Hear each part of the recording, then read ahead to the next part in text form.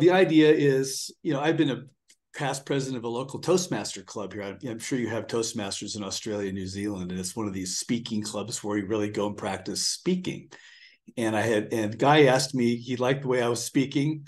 I didn't notice that I just do what I do, but he said, could you come and speak to us about speaking? And so I put together a brief presentation with some of the highlights of things that I wish people knew about speaking so they would be much better. I watched some people speak on Zoom and certainly in person, and I see some abysmal presentations, some abominable practices that people have, and how do we bring those to your attention so you can do it really well next time. So there's that. So that's what this is about. My background is some 30 years ago, I developed a business plan software template, which is an interactive software-driven template that's now in a dashboard for people writing business plans. It's evolved into strategic plans, your playbook, your blueprint, your roadmap, whatever you want to call it. But it helps people really write that plan, understand your business. So when you're presenting it to investors, the investors will, of course, invest. That's the idea. That's where it started, to help people do that. And I found that people really were writing business plans by BSing their way through them like it was an old college paper, but investors want to know what you know, and more often than not, they probably know more about your industry than you do. And so you really need to understand your business. So when you ask questions, and like on the Shark Tank, if you watch the Shark Tank, inevitably there'll be that founder standing on stage and they get asked a question. They look like a deer in headlights, and it's not a good look at all, especially when someone's going to write you a check for hundreds of thousands of dollars, if not millions. You want to be able to answer the questions, or at least not look like a deer in headlights. And the investor, well, the sharks will say, well, did you write a business plan? Did you think this thing through? Do you know what you're talking about? And so we anticipate really what investors want to know. And it's like I said, it's an interactive document that helps you write the plan. It's written for you for the most part, but inspires you with what to say. And that evolved into a business called Business Power Tools. And if your logo doesn't move, you got to make your logo move or shoot flames out of it or something. So that's just a silly thing to do. But anyway, and then after all my years in the business, and I've done a lot of these so-called Northern California woo-woo workshops back in the day, I thought, a lot of that stuff I learned in these workshops in consciousness and mindfulness and applying it to business, and having gotten a black belt in Taekwondo myself, I thought, there's a lot of parallels between martial arts and business. And how could I take all this mindful stuff and write about it and stop talking about it? So I wrote a book called Business Black Belt, which basically is really about how to get that mindset, that entrepreneurial mindset where you get knocked down 7 times, get up 8. All that kind of stuff that I've learned in business along the way that I wanted to share with people that you could apply now and use that towards building your business. So that's really what I'm up to. And I've got about a handful of tools that, from a business plan to a marketing plan to a safety plan to employee policies and procedures, the documents you need to hire people, the documents you need to fire people. That's the hardest part. I wanted to help people be able to can a few people because, God knows we need to, replace some people from time to time. And that's the hardest thing ever to do. Anyway, I'll move on. So the first thing really in speaking, I wanted to address stage fright, because the number one fear that people have is public speaking. And one of the things I noticed about my fear of public speaking goes back to my childhood, where I feel like I wasn't heard. I was a kid. Children are seen but not heard. And so, but I had things to say. It was kind of like that story of the emperor's new clothes, where the consultant it convinced the emperor that being naked, he really was wearing some great clothes. He shows up naked. The kid's like, look, he's naked. He's naked. And everybody's saying, shut up, kid. So I'd be that kid, not necessarily looking at naked people, but really looking at, here's something that could be fixed, or I'm observing something that a kid would see and I want to speak up and no one would hear me. And so I was trying forever to be heard. And then here I am. The stage fright part was, oh my God, I'm in front of people. They're listening. Now what? So I needed to have something worth listening to. So the first part really in that stage fright is the realization that you really have something valuable to share and teach people. They need to hear what you've got to say. So if you think that about yourself, and I've put together a whole pre-speech, pre-talk ritual, if you will, and I will happily send it to you. I'll show you that in a second. But the first idea is knowing you've got something valuable that they need to hear. That's the first step really in getting past stage fright, because you'd be excited about sharing it with them. The next thing, what I like about public speaking, is you can have a conversation, just one conversation with 100 people, 5 people, 1,000 people. And how efficient is that? And at the same time, you can talk to these people. They're not going to interrupt you. I mean, how often have you been talking or sharing an idea and someone interrupts you and says, oh, it's a conspiracy theory, I disagree with you, blah, whatever they want to say. And you really didn't get your complete thought out yet. And so the beauty of public speaking is you can speak and make your full point. And then the last thing I'll say here, and I've got a whole bunch more points in this, but take a deep breath. I've hypnotized myself that anytime I hear someone say breathe, the word breath, they take a breath. I take a deep breath. And I know before walking on stage, I'll always take a deep breath. And sometimes in the middle of speaking, take a deep breath just to kind of, it's kind of a reset yourself. People, I don't know if it's in our world or just America or wherever, the people I see, they don't breathe a whole lot. You don't have to be a yoga instructor to know that. So just breathing just gets your whole body reset. Anyway, what I've got, if you'll email me, I will send you my pre-speaking checklist. It's a couple of pages. One version is for speaking in person, and the other one is for speaking on Zoom. The Zoom would be, make sure your mouse has batteries in it and make sure everything's working, all that kind of stuff, and make sure you're not on mute, that kind of thing. So email me that, and I will happy to send it to you. Give you a moment. Burke@businesspowertools.com. Let's move on to the next thing. So words. I remember hearing at these seminars way back when that, your words are 7% of your communication. Your tonality, how you say it, is 38% of your presentation. And of course, your body language. If you're standing on stage, if you're waving your hands around, how you stand, how you look, whatever you do, all that stuff amounts to 55% of your presentation. Now, if you're on the phone, all you've got is the words and tonality. So you don't have all of it there. But body language makes a world of difference. But just, the point I want to make a case for here, I'm not going to argue with the math on this. What I will make a case for are the words. People think the words are just 7% of your communication. Let's look at this a little differently. Now, let's say you've got a garden. And, I've switched the words here on this pie chart, but I'm keeping the math the same. But the seeds you're going to plant in your garden, let's say, would be like the words, are just 7% of your garden. And then the nurturing of your seeds, how you water it, you fertilize it, you cultivate it, you weed it, all the stuff that you do in the garden would be, say, 38% of your garden's success. And then the terrain, of you planting in sand, in the desert, in the mountains, and rocks and dirt, whatever you're doing, the environment, the climate, all of that about your garden would be 55% of your garden's success. That said, let's revisit the seeds and the words, because if you plant a corn seed, even though it's maybe 7% of your garden's importance, you're going to get corn. I don't care who you are. I don't care where you are. I don't care what you do. If you plant a corn seed, you're going to get corn. You're not going to get an apple tree. You're not going to get anything else. So I point this out because I want to make a case for the importance of your words and the words you choose. Now, I don't know what you guys do in Australia or New Zealand, but I know here in America and elsewhere, a lot of double negatives. And the problem with that, as you'll see in a second, is, for example, don't think of an elephant. Well, what happens next? All you can think of is an elephant, even though I told you don't think of an elephant. Don't do that. And so what else don't we do? Well, don't forget your car keys. Don't forget to pick up the kids. The operative words here are the word that comes right after the word don't. It's the negative. So you've got a double negative. Don't forget is altogether different than remember. And I think if you try this in your meditation, think of the word don't forget, how that feels, just whatever that means to you, and then say the words remember. And it's kind of to me, if I feel a different energy about that. So remember your car keys, remember to pick up the kids, remember to pick up milk. Don't look now. Every time, have you ever been sitting in a cafe somewhere and you look over and you tell your friend, don't look now, and what do? They immediately look and see, and it's just, I just told you not to do that. And so then the next thing might be, don't be late. I know people are late all the time, but they keep saying, don't be late, but be on time. Don't lose that. Hang on to this thing. So the double negative, I think, is what it does is and then of course there's don't miss out, fear of missing out. I know when I see an email that says don't miss out, I know to delete it pretty much right away because it's some kind of spam. But the point I want to make is a word is worth, you've heard a picture is worth 1,000 words.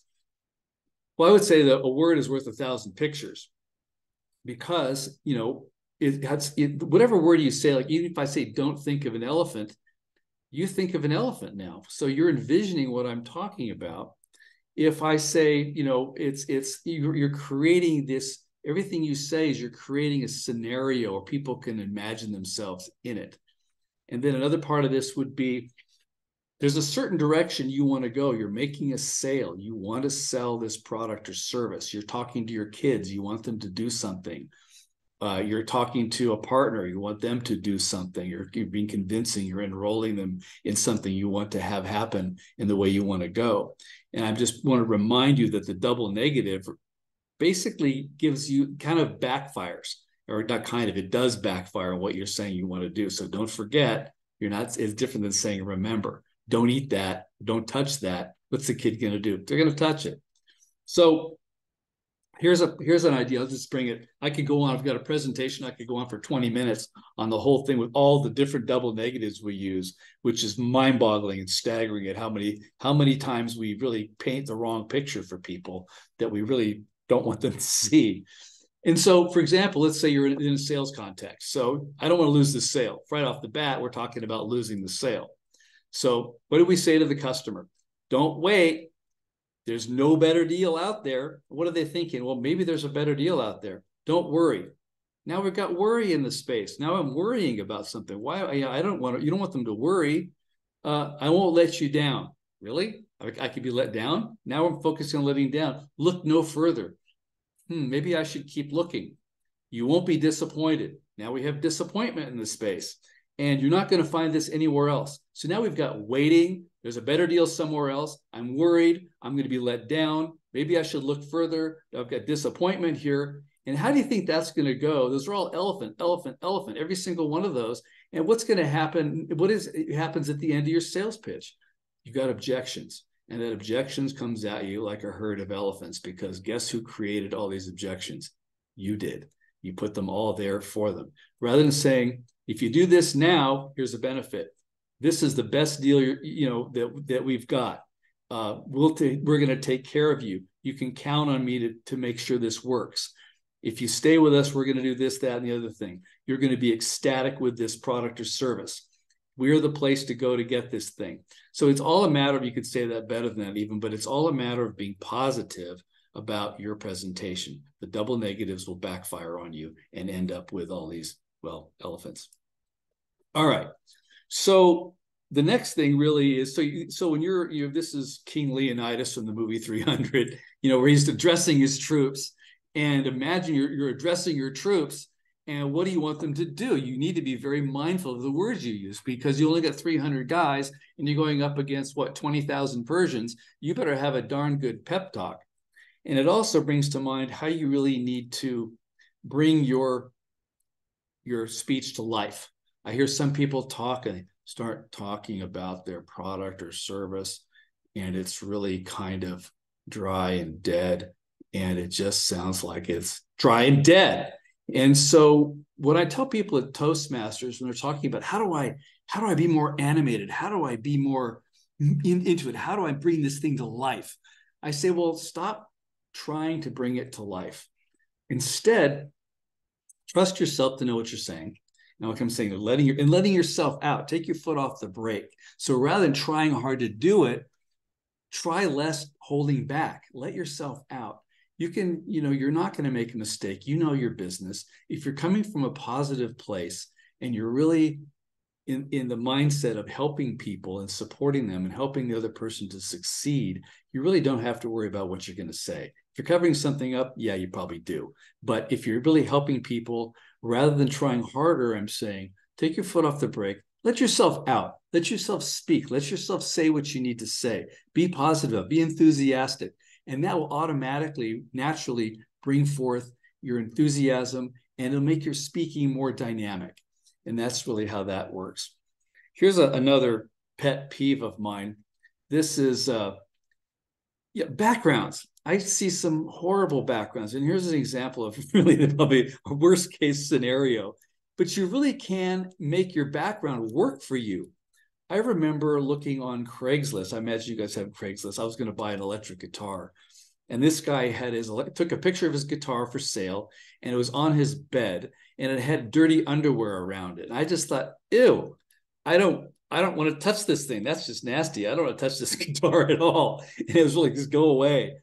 And so we all have backgrounds. You can create a background. My background is fabricated because I put my logo on it and do that, and have a nice picture of my office so it looks clean. You can even put your web address or your email address next to your name in your page.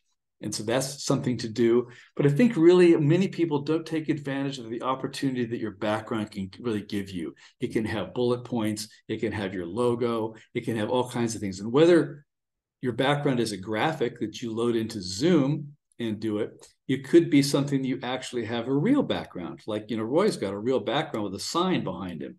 You could blur your background. You could do all kinds of different things. I think really your background is a big opportunity that unfortunately many people don't really take advantage of. This brings me to and and other speech stalls that we call it in Toastmasters.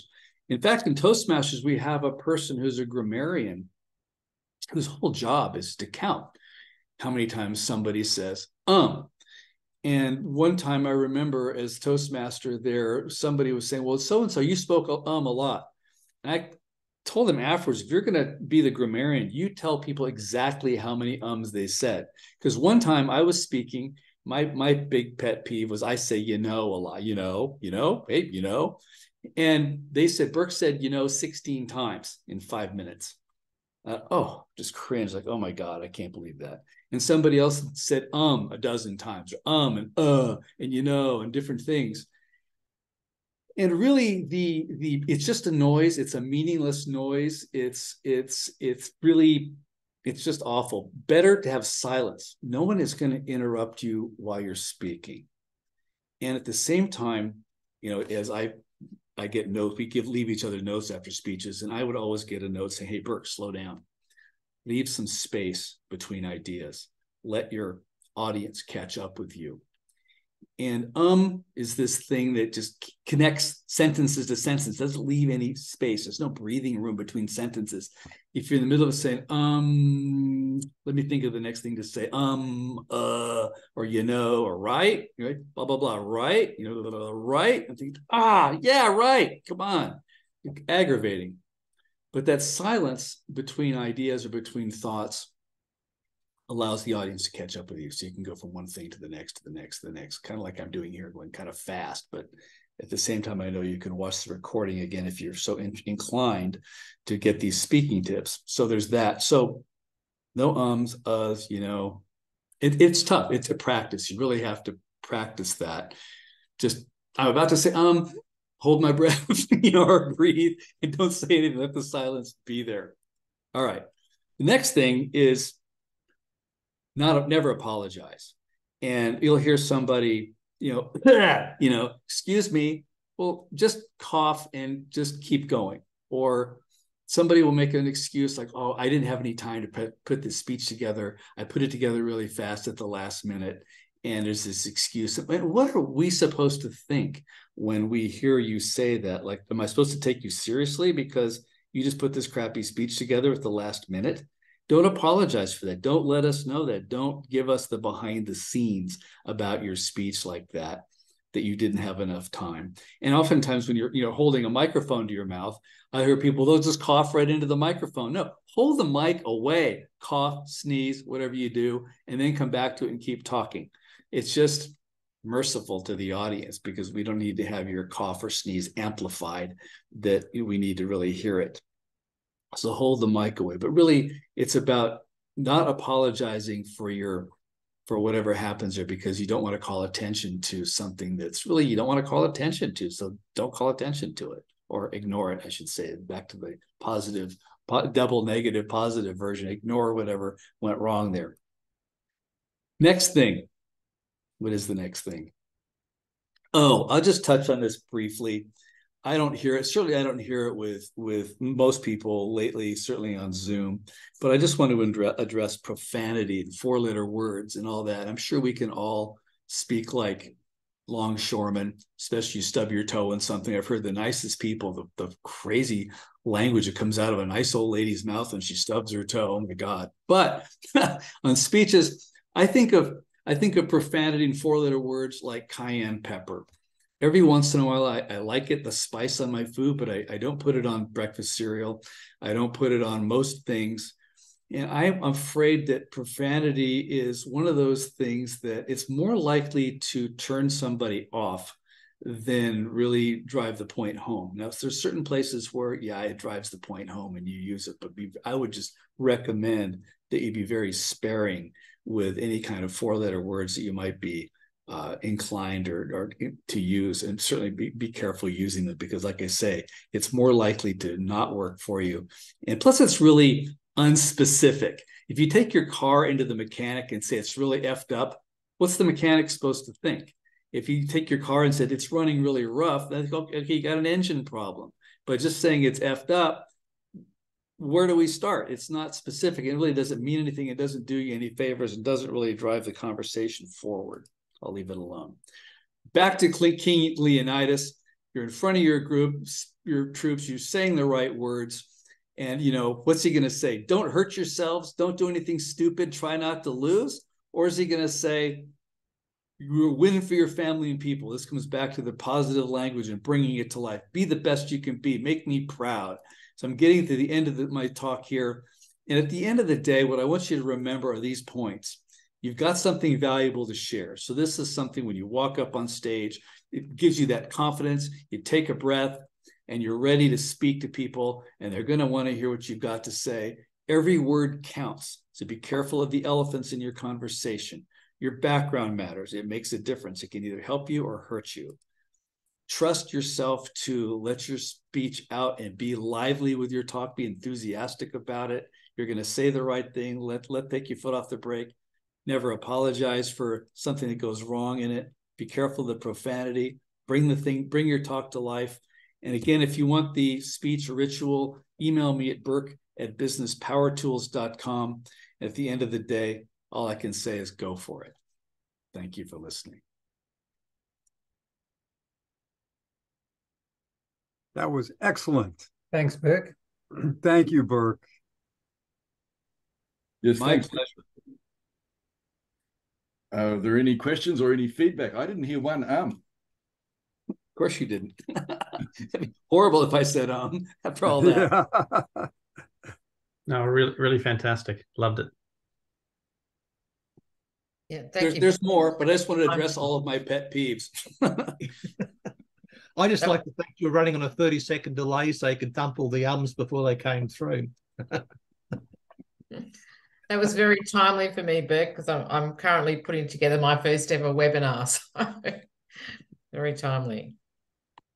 If you have Toastmasters where you are, I highly recommend joining. It's like an hour a week. You could do the 1 hour a month. Do the hour a week.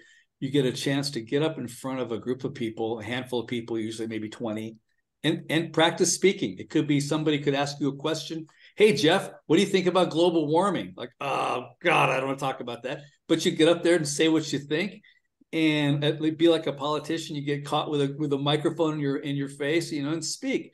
And it just practice letting yourself out.